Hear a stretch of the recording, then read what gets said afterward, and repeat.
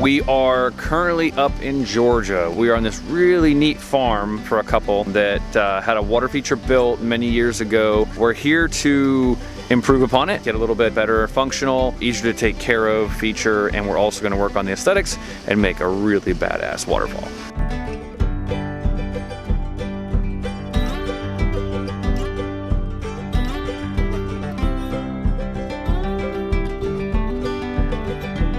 We obviously work with a slew of different clients. As you can see, we have a wonderful camel here. This is the most amazing creature I've ever petted.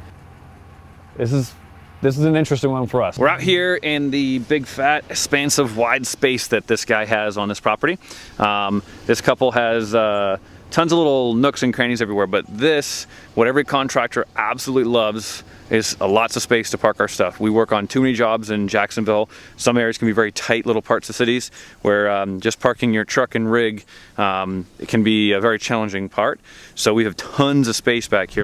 We were able to plug in our camper, so this is where the guys are staying and having fun every evening.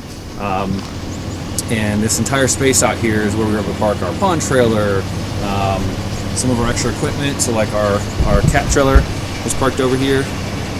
And then you can actually see, and that's where we're building the water feature.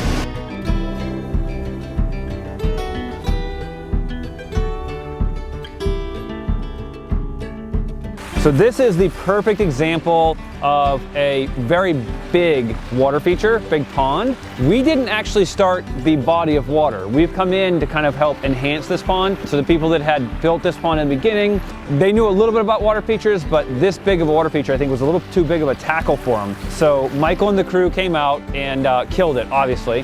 There's a lady. She is the sweetest little chocolate lab you'll ever meet. So they killed it. They accomplished what Mr. and Mrs. Winnie wanted for their project out here. They wanted to have a natural, kick-butt big waterfall. The biggest thing they wanted was to have more clarity and an easier way to maintain their pond. So before, customer actually had a biofall at the far end as their skimmer. So completely like weird how this was set up. I'm gonna show you in a second how we did the intake bay. That is the absolute best way to do that. But I think, just take a second. I think Michael kicked butt on this waterfall. This right here, with having this much room to operate, we're on a 200-acre farm out here. He had plenty of room and could get in and get these big boulders in here, really set this thing off. This waterfall is only probably about 2 feet tall, but it feels massive just by the sheer size of the rock that we have in here. I think by having the room and the ability to get machinery in makes the world of a difference. Let's just walk through the rest of it. Come on. When we came into this, all it was in the beginning was a liner, and what they did is they sloped the sides and they put gravel everywhere. Nothing holding that gravel in. We still haven't solved that situation yet. So over the years, they're gonna have to continually kind of pull the gravel up and everything. But what we have done to enhance the pond, because there was no circulation whatsoever and everything was just settling out. So we added in a bunch of jets, and you probably can't see it too much, but down here is a little rock collection where we have lighting. But inside of it is a jet. We have 5 jets in this pond, I believe. It could be 4, but maybe 5. And you can see this turbulence barely in the water there. So only just on the surface of the water, we've got a jet that's pushing water this direction. So we got one here.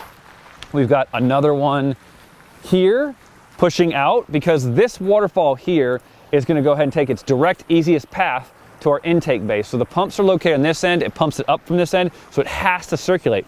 But this much of a pond, typically we don't need the jets, but this big of a pond, there's gonna be a lot of dead stagnant areas. So when the waterfall drops in there, it's not gonna push across, well, it will push directly across the intake bay, but this whole edge here is gonna kind of stay stagnant, and leaves are gonna wanna sit and not go anywhere and settle. So we've got these jets installed intentionally to kind of move things.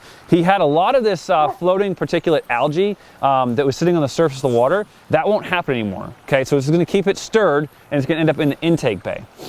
Some of it might get past there, and that's what the bog filtering system will be for, phase 2 later in the future. We'll add on a bog filtering system, which will take any of those impurities and have somewhere to collect and break down naturally by a bacterial system. So we have a couple more jets down this end. This end is the biggest concern right here for stagnant. So all that on that end is going to find its way down. But see, the intake bay is on the opposite side. We've done this for a couple reasons. He already had this huge, walkway and outdoor seating area here that we would have to disrupt in order to have it, I love the dogs. In order to have it exactly on the opposite end, which would be kind of in the middle here, having the intake bay here would probably be the ideal spot for it to be. By putting it there, we've intentionally created this dead spot. That's mainly because we had more room to work over on this side. Plus, by doing it on this side, you'll see we have a waterfall now on this side. Not a huge one, but we've got some activity. So as they're sitting on this end, when they decide to sit out here, they can sit here and enjoy the sound from this as well. You're still hearing the sound from the waterfall down there, but the intake bay now is something a little bit more interesting down here. All right, so let's talk about the intake bay next. So, like our pondless waterfalls, like this is not complicated. This is the same exact system as our pondless waterfalls. You've seen a lot of them on our channel now, where we have a waterfall that disappears into an underground cistern, basically, and that's what this is. This is not set up exactly like the pondless waterfalls, because I would have to have somewhere around, I think, 50 aqua blocks in order to store the proper amount of water to come off the surface here, because one to 2 inches of water on the surface of this ends up being somewhere in the 2,000 to 3,000 gallon range of water. That's a lot of water, so I need a lot of aqua blocks to do that. So what we've done though is we've created the liner on the backside here as tall as the pond. So we're not storing water, but this becomes a filtration system that is much more easily manageable than a skimmer. This pond is way too large to install just a generic skimmer. Most skimmers, you're gonna be good for maybe up to, I think, me personally, a 5,000 gallon pond.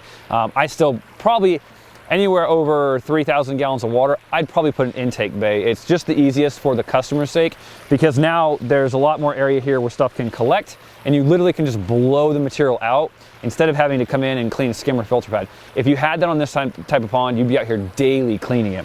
So currently we have a couple of our rapid clear filter pads because it's a new pond install just here at the bottom that they're rinsing daily. That won't be there permanently. It's just here for when we first set up, because there's a lot of stirring that we did. So we actually drained his existing pond.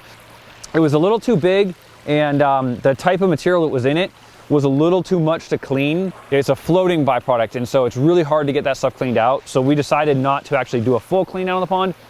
We drained it and we did a water change out, and we've got the ecosystem going again, but we're allowing everything to work through the filtration system like it's supposed to. So on this one, we have no biological filtration. So this kind of a pond over the years will look great, but if they want to take it to that next level of like almost swimmability, that's where the bog filtration system comes in. We didn't even waste our time putting a biofall on, like you'll see in a lot of our channels.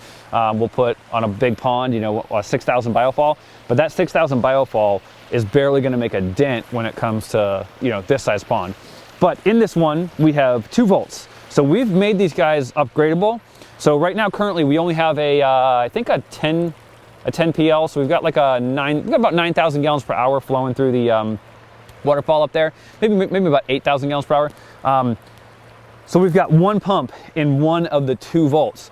So we actually currently have 2 volts installed down here for future, so that they have room to grow quite a bit. You can actually still add another pump in the first volt and then another pump or 2 in the second volt, so that if they decide they want to go ahead and add a second waterfall somewhere or a bog filter, which I'm really hoping they want to do one day, that we have the capacity and we have lines actually pre-run out. So all we have to do is hook up a pump here and hook up on the backside without having to disrupt the entire cistern down here. I honestly think Michael did just a kick butt job. I think everything here looks so stinking natural, and they brought some nature into an existing pond and just enhanced it quite a bit.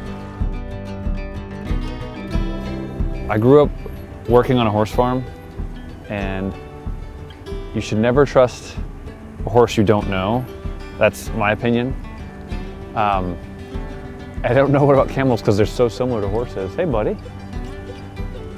But they just freak me out, man. They freak me out. All right, buddy, well, we gotta go. Yeah, I don't know what this mouthing thing is, but you have a great day.